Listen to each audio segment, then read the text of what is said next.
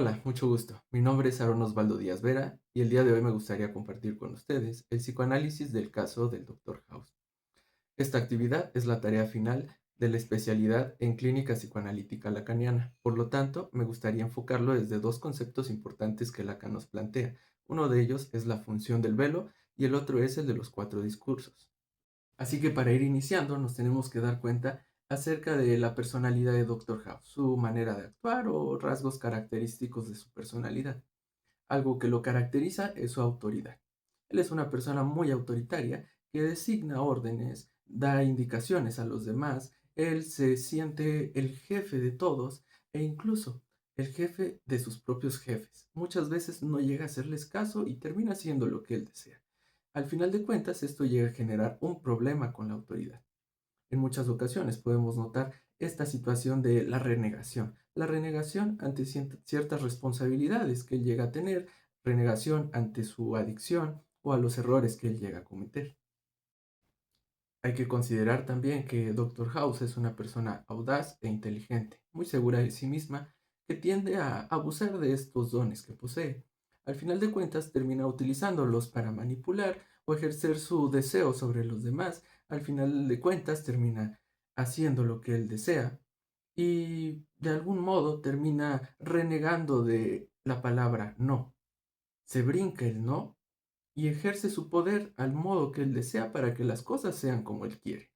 Muchas veces podemos llegar a notar que es una persona que hace berrinches, que no quiere cumplir con su responsabilidad, que evade a sus pacientes, que procura no verlos, que trabaja de la manera que él desea trabajar. Al final de cuentas, pues esto termina siendo un berrinche porque ciertos médicos están un poco desacuerdo también con esta forma en la que trabaja y a él no le importa, termina haciendo lo que él desea. Es una manera un poco infantil de actuar de su parte. Al final de cuentas, como menciono, evita los conflictos, evita conflictos que sí son suyos, al final de cuentas los evita y termina por evadirlos, como la situación con sus papás en los pocos capítulos en los que podemos verlos en la serie. Él prefiere evadirlos, prefiere no verlos, prefiere no hablarles. En muchas ocasiones, cuando se le llama, por ejemplo, la doctora Cody, ella llama a Doctor House para algo que se requiere y es responsabilidad de él termina dándole la vuelta a la situación y ejerciendo lo que él desea. Pero más allá de esa manera de actuar de Doctor House, también hay que cuestionarnos un poco acerca del por qué él es así, por qué él ha decidido actuar de esta manera. Y esto lo podemos empezar a explicar a partir de la función del velo que Lacan nos plantea también para explicar un poco acerca de lo que es la perversión. Lacan en el seminario 4 nos explica acerca del velo. Nos dice que el velo está posicionado entre el sujeto y el objeto. El velo cubre algo. El velo lo que cubre es la falta en el objeto. De alguna manera, puede el sujeto posicionarse delante o detrás del velo. Delante del velo es donde oculta la falta, pero cuando se posiciona detrás es cuando señala la falta. Una falta simbólica. Esta falta simbólica es algo de lo que el sujeto reniega, no quiere saber de ella, no la acepta. Y por medio del velo puede el sujeto relacionarse con la ausencia y el deseo. Pero, ¿por qué una persona requeriría de un velo para aceptar esa falta? ¿Qué es lo que ocurrió en la vida de esta persona que al final de cuentas requiere de un velo para no aceptar la realidad, para no aceptar la falta, para no aceptar incluso el complejo de castración? Y esto nos lo explica Lacan en el seminario, donde habla acerca de que en la vida del paciente, a lo largo de toda su infancia, llegó un momento que lo asustó. Llegó un momento del que no quiso saber de él. Este momento es cuando se ejerce el complejo de castración. En el complejo de castración, el sujeto se asusta y Lacan nos lo menciona o nos lo plantea como si fuera el recorrido de una película, donde se van mostrando ciertas escenas y cuando llega la escena del complejo de castración, que es cuando se tiene que aceptar la falta, el sujeto no quiere llegar a esa escena. Por decirlo de esta manera, se posiciona en una escena previa. En esa escena previa es donde se inserta el fetiche. Este fetiche sirve para centrar su mirada.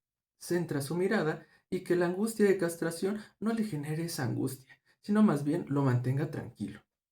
Pero, ¿de qué lo mantiene tranquilo? lo mantiene tranquilo de creer en una madre fálica. Esta madre fálica es una figura preedípica que solo existe antes del Edipo. Es la figura omnipresente, omnipotente de la madre, una madre muy poderosa, muy autoritaria, muy fuerte. El niño cree en ella y de esta manera, al momento de que se ejerce el complejo de castración para poder salir del complejo de Edipo, el niño se siente asustado. Y como les menciono, como que si la cinta de esa película se detuviera una escena antes. Y es ahí donde se aplica el velo. El velo, al final de cuentas, termina siendo ese fetiche que se inserta en ese momento del transcurso de la vida del niño. Al tener ese fetiche frente a él, es instaurar el velo. ¿Qué cubre el velo? La falta. ¿Y qué hay posterior al complejo de castración? La falta. El sujeto evita saber de esa falta, evita saber de la realidad y prefiere vivir en un mundo imaginario donde cree que no hay falta, donde cree que la mamá es todopoderosa, reniega de la ausencia de ella. Por decirlo de esta manera, House cree en la mujer fálica, cree que existe la madre fálica. Y lo podemos ir notando también con las relaciones que llega a tener con distintas personas que aparecen en la serie. Podría ser como su ex esposa. Su ex esposa es una mujer autoritaria, muy fuerte, muy segura de sí misma, muy decidida, que tiene las cosas claras y que sabe ejercer su poder. De igual modo lo podemos ver con la doctora Cody, que al final de cuentas termina siendo su jefa, una mujer autoritaria, nuevamente una mujer segura que toma decisiones, que ejerce su poder de igual manera. Y ahí es donde podemos identificar también esta relación que existe con estas personas y la creencia de Doctor House. La creencia es que existe la mujer fálica, que existe la mujer completa, simbólicamente. Pero ¿cómo House llega a sostener esta creencia de la mujer fálica? Lo podemos notar en su manera de comportarse. Al final de cuentas termina actuando como un niño con faltas, con carencia, con la necesidad de una mirada, de atención, y la madre cumple con dárselo, cumple con darle la mirada. Lo podemos notar en el capítulo donde por primera ocasión tiene una conversación con su mamá, donde él se muestra como un sujeto totalmente en falta, se nota triste, decepcionado de él mismo, siendo un discapacitado, una persona que no es feliz, y de algún modo su mamá le dice, tú eres perfecto tal como eres. Y así termina el capítulo. Ahí nos podemos dar cuenta de que la madre fálica existe, de que esa madre que da la mirada, que satisface, que llena la falta del sujeto, en este caso de House, existe. Pero, ¿cómo es que ella se vuelve fálica? Ella se vuelve fálica ante la carencia de él, ante la falta de él. Él se posiciona y se identifica como el falo de ella, como lo que ocurría en el Edipo. La madre se sentía fálica o era fálica en tanto tuviera a su hijo. De alguna manera, pues, esto no dejó de ser así. Siempre se mantuvo de esta forma, porque lo que ocurrió es que no se dio el complejo de castración como debió de haber sido, la falta no se instauró y el sujeto quedó creyéndose en la completud. Hay que recordar que en el complejo de Edipo no solo es la relación que existe con la madre y el hijo, sino que también está la función del padre. La función del padre, que es generar el complejo de castración, o por decirlo así, crear ese límite o esa distancia que existe entre el hijo y la madre. Si la madre es una madre fálica, es una madre fuerte, o como la considera en este caso el niño es una madre omnipotente, el padre termina siendo una figura débil, simbólicamente. Y con debilidad no me refiero a que no sea decidido, seguro o una persona de carácter, porque en el caso de House, su papá era un militar. Y en las conversaciones que llega a tener con él, se nota como una persona directa, una persona segura, pero de alguna manera no llega a tener como esa función de padre simbólico. Y lo podemos notar con esta rebeldía que House tiene con él. De alguna manera, como que House es muy consciente de este complejo edípico, porque en muchas ocasiones él llega a culpar al padre, llega a culpar al padre de ser él como es. Lo podemos notar en la escena donde el padre fallece, él tiene que dar algunas palabras y está hablando con el doctor Wilson. House le comenta a Wilson que él no estaba deprimido por saber que su padre era un padre adoptivo, que él no era su padre biológico.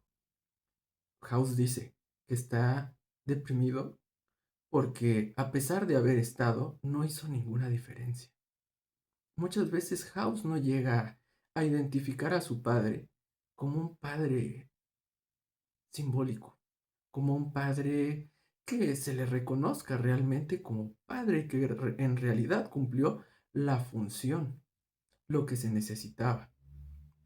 Como mencionábamos hace rato, en el momento en el que se instaura el fetiche, por decirlo de esta manera, el fetiche, la instauración, el velo, termina siendo una manera en la que el niño se defiende, una forma en la que se defiende ante la impotencia o la incapacidad del padre para poner esa distancia entre él y la madre. Así como puede, el niño resuelve o medio resuelve, porque no queda resuelto, este complejo de Edipo. Evita la angustia de esta manera, sin la ayuda de su papá. Considerando que el complejo de Edipo fue de esta manera, el niño termina identificando a la madre como una figura digna de cual identificarse. Ya no el padre, porque el padre no cumplió esa función. A quien ve como fálico es la madre.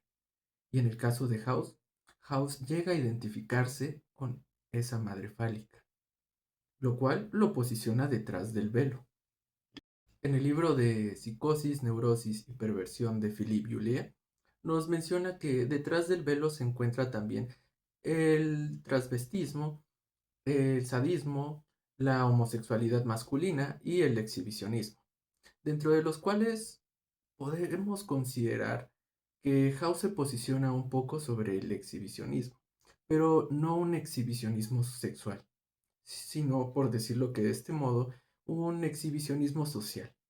Él se cree el falo, él se considera el falo o que lo tiene, y de este modo, como el exhibicionista, al mostrarse, él muestra el falo con su manera tan directa de ser, con su manera de espantar a los demás, con esta verdad que sabe, con este modo de analizar las cosas, de tener las cosas tan claras para él, que muchas veces tal vez los demás no las tienen.